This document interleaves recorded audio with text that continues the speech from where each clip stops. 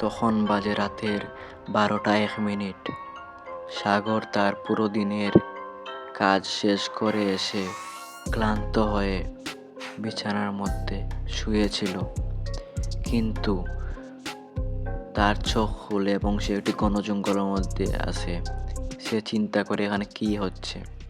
তখনই পিছন থেকে একটি ভয়ানক আওয়াজ আসে এবং সে দৌড়াতে থাকে। তার পা দুটো যেন আগাচ্ছিলই না।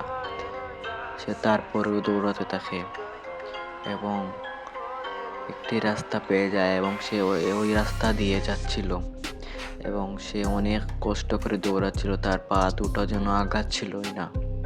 সে আবার ওই জায়গা রাস্তা চলে আসে যে রাস্তা দিয়ে সে আগে গিয়েছিল, কিন্তু সে ভয় পায় না। সে আবার চলে যায়।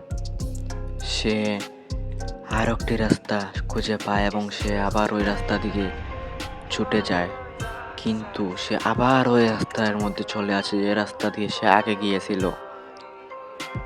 সে অনেক ভয়ে ছিল তার সাথে কি হচ্ছে, কিন্তু সে দৌড়াতে থাকে। তারপরেও সে আবার ওই রাস্তার মধ্যে চলে আসে যে রাস্তা একটু আগে সে ক্রস করেছিল, কিন্তু সে ভয় পায় না। সে আবার চলে আসে, কিন্তু সে এইবার ওই জঙ্গলে চলে আসে যে জঙ্গলে সে প্রথমে পড়েছিল।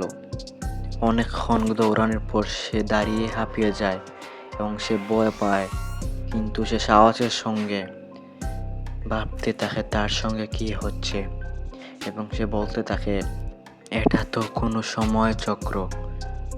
তখনই সে কিছু করার আগে তার চোখ খোলে এবং সে নিজেকে আবার ওই বিছানার মধ্যে পায় এবং সে অনেক ভয় পেয়ে যায়।